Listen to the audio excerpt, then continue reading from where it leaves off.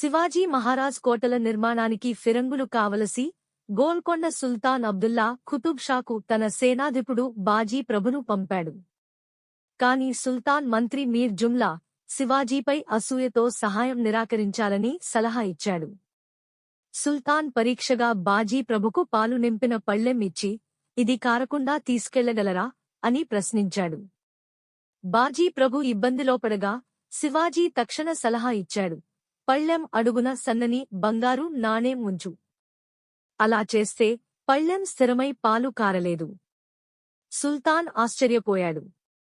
బాజీ ప్రభు వివరించాడు, స్నేహం బంగారం లాంటిది, స్థిరత్వం ఇస్తుంది.